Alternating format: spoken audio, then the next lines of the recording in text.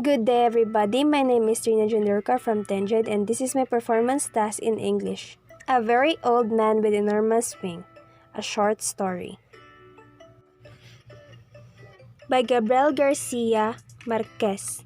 A Very Old Man with Enormous Wings is a short story by Colombian writer Gabriel Garcia Marquez. The tale was written in 1968 and published in the May to June 1968 issue of the journal Casa de las Americas. Settings. The place of the very old man with enormous wing is an unidentified seacoast village where crabs are plentiful.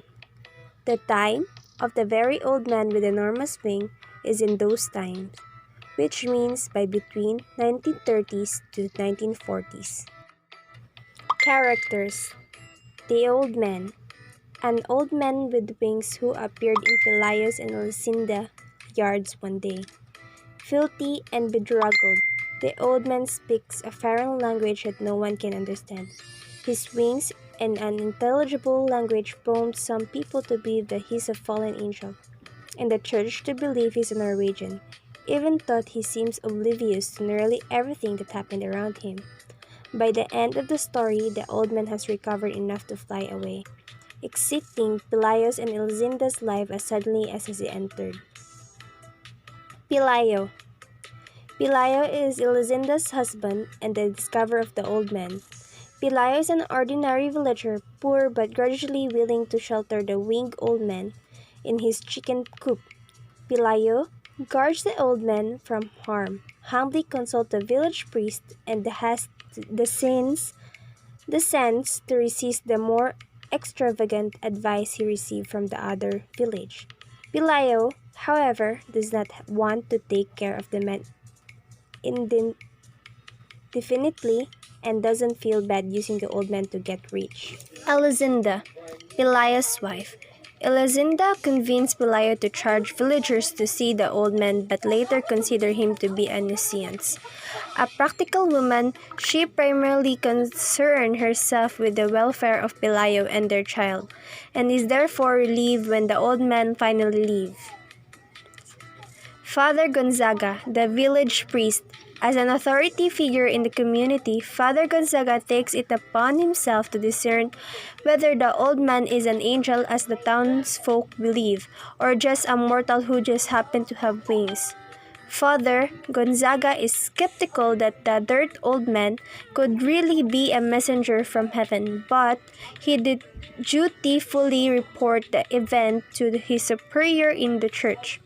As he waits for the Vatican reply, he does his best to restrain the enthusiasm and credulousness of the crowd of onlookers.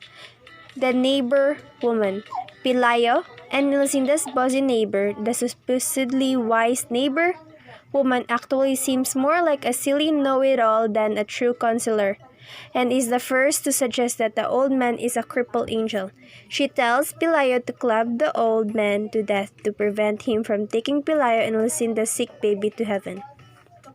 The Spider Woman, a freak show attraction who visits the village, punished for the sin of disobeying her parents. The Spider Woman now has the body of an enormous spider and the head of a sad young woman. The clear moral of the woman's story drew gawking village away from the old man, who is unable to offer the crowd such a compelling narrative. Plot. Exposition. One day, while killing crabs during a rainstorm that has lasted for several days, Pelayo discovered a homeless, disoriented old man in his courtyard, who happened to have a very large wings. The old man is filthy and apparently senile, and speak an unintelligible language. After consulting a neighbor woman, Pelayo and his wife Lucinda conclude that the old man must be an angel who had tried to come and take their child to heaven. The neighbor woman tells Pelayo that he should club the angel to death, but Pelayo and Lucinda take pity on their visitor, especially after their child recover.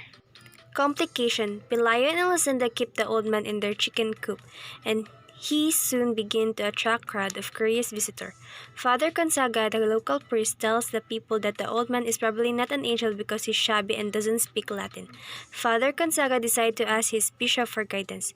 Despite Father Gonzaga's effort, word of the old man's existence soon spread, and pilgrims come from all over to seek advice and healing from him.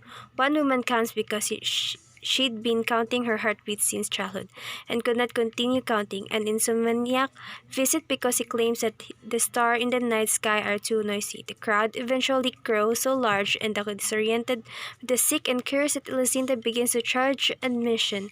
For the most part, the old man ignores the people even when they pluck his feather and throw stones at him. To make him stand up, he becomes enraged. However, when the visitors sear him with the branding iron to see whether he's still alive. Climax. Father Gonzaga does his best to restrain the crowd, even as he waits for the church opinion on the old man. The crowd starts to disperse when the traveling freak show arrives in the village. People flock to hear the story of the so-called Spider Woman, a woman who'd been transformed into a giant tarantula with the head of the woman after she disobeyed her parents. The sad tale of the Spider Woman is so popular that the people quickly forget the old man who'd perform only a few pointless miracles for his pilgrims. Denouement. Pelayo and Elisinda have nevertheless grown quite wealthy from the admission fees Elisinda had charged. Pelayo quit his job and built a new, larger house. The old man continues to stay with them, still in the chicken coop, for several years. As the little boy grows older, when the chicken coop eventually collapses, the old man moves into the adjacent shed. But he often wanders from room to room inside the house, much to the Elisinda's annoyance. Conclusion. Just when Pelayo and Elisinda are convinced that the old man will soon die, he begins to regain his strength. His feather grows back and he begins to sing sea chanty, sailor's song, to himself at night. One day, the old man stretches his wings and takes off into the air, and Eliza watched him disappear over the horizon. Point of view. The point of view of this story is from the third-person observer, which the narrators show what happened to the old man and to the married couple. The observer didn't tell us what the characters think and feel. Atmosphere and tone. The atmosphere of the story, dark. The mood is dark because it becomes judgmental when regarding the pathetic condition of the angel by emphasizing his imperfections and his feature that contrasts those of the stereotype angel, highlighting the ability of the people to apply unrealistic expectations to their realities. The tone of the story, gloomy and greed. It's gloomy and greedy because of the way people become greedy. It's very sad how people didn't care to the old man. Symbolism. Wings. Wings represent power, speed, and limitless freedom of motion. In the Christian traditional, angels are often represented as beautiful winged figure, and Garcia Marquez play off of these cultural symbols because ironically the wings of the angel in the story convey only a sense of age and disease. Although the old man's wings may be dirty, bedraggled, and bare, they are still magical enough to attract crowds and pilgrims sightseers.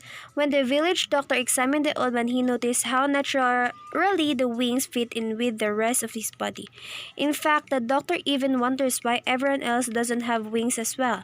The ultimate effect is to suggest that the old man is both natural and supernatural at once, having the wings of heavenly messenger but all the frailties an earthly creature.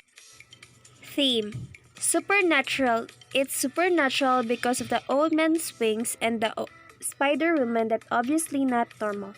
The mysterious arrival of the old man. Cruelty.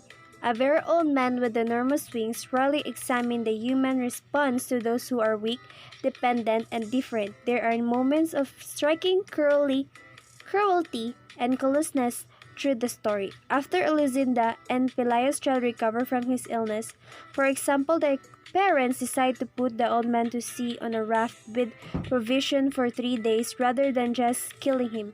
A concession to the old man's difficult situation but hardly a kind act. once they discover that they can profit from showcasing him. However, Pelayo and Elisinda imprison him in a chicken coop outside, where a stranger pelt him with stones, gulp, and him, even burn him with the branding iron. Thanks for watching!